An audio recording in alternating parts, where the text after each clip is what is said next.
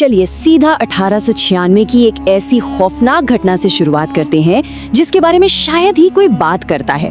जरा सोचिए, एक छोटी सी पॉकेट साइज डिवाइस और एक 10 मंजिला स्टील की इमारत। वो इमारत लगभग गिरने ही वाली थी। आज पूरी दुनिया निकोला टेस्ला को बिजली के उत्पादन के लिए जानती है, सही कहा ना?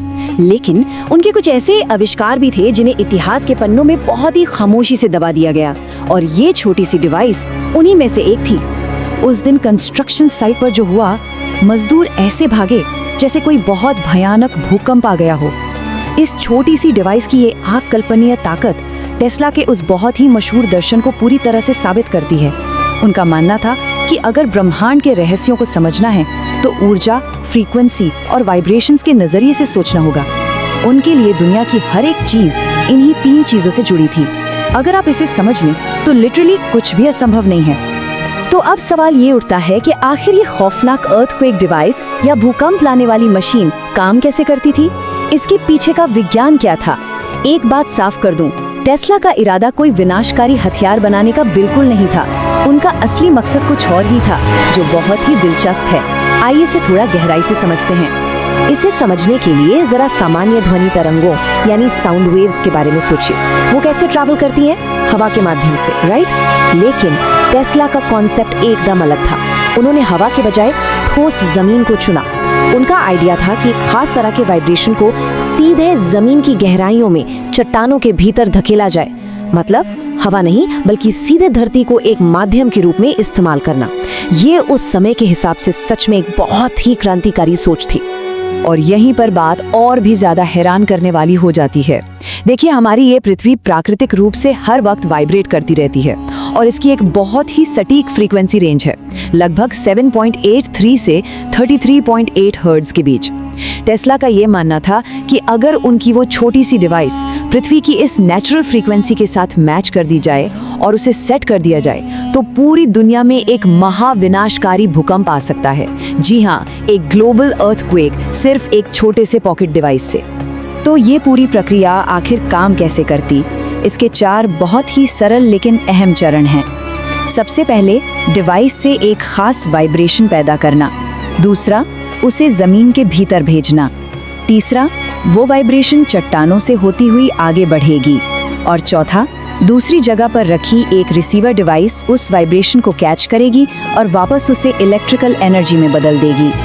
तो देखा आपने, ये असल में बिना तार के यानी वायरलेस तरीके से एनर्जी ट्रांसफर करने का एक शानदार तरीका था। तबाही मचाना उनका लक्ष्य कभी था ही नहीं।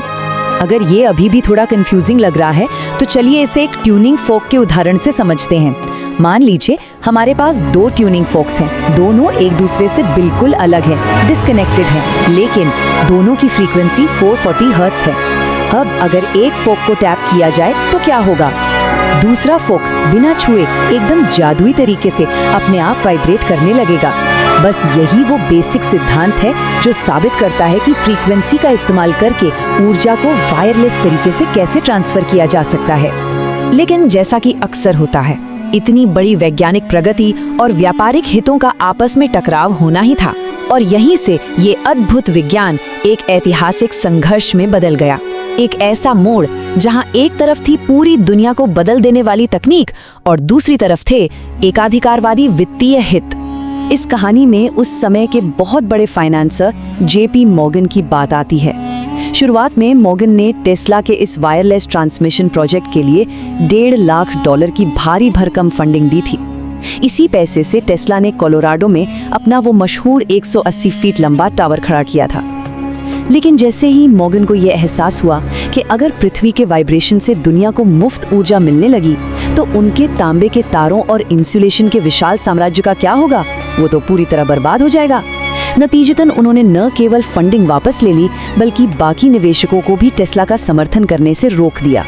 जरा इस बात पर विचार करके देखिए, एक पल के लिए सोचिए, अगर उस वक्त टेस्ला का ये सपना पूरा हो जाता और पूरी दुनिया को पृथ्वी की फ्रीक्वेंसी से मुफ्त ऊर्जा मिलने लगती तो क्या होता?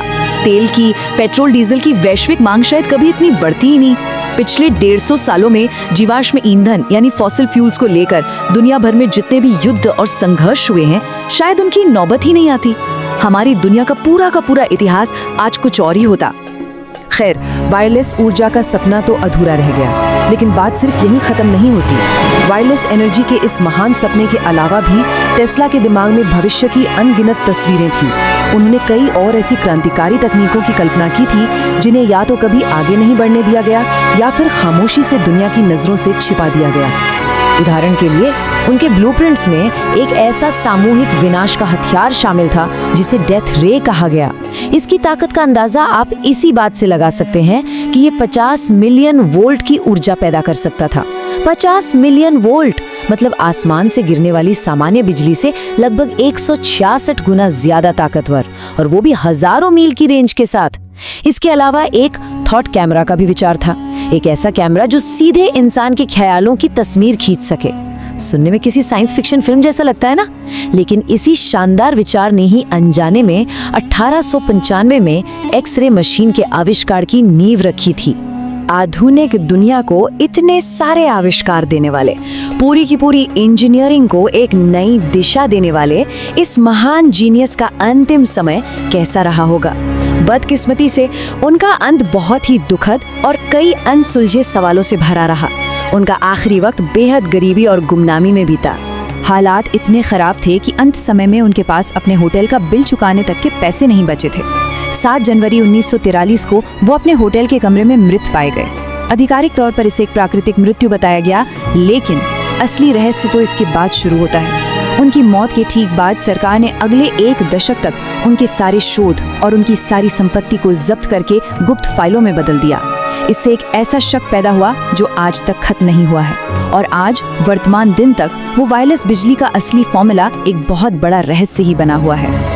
तो ये सब हमें एक बहुत ही बड़े और विचारोत्तेजक सवाल पर लाकर खड़ा कर देता है। क्या टेस्ला की वो गुप्त फाइलें आज भी कहीं छिपी हुई हैं? इतने दशकों बाद भी उस असीमित ऊर्जा का फॉर्मूला दुनिया के सामने क्यों नहीं आ पाया? क्या वाकई कोई ऐसी दुनिया बदल देने वाली तकनीक आज भी किसी अंधेरे कमरे में कैद है जो हमारे भविष्य को रातों रात एक नया आकार दे सकती है? इस बारे में जरा जरूर सोचिएगा।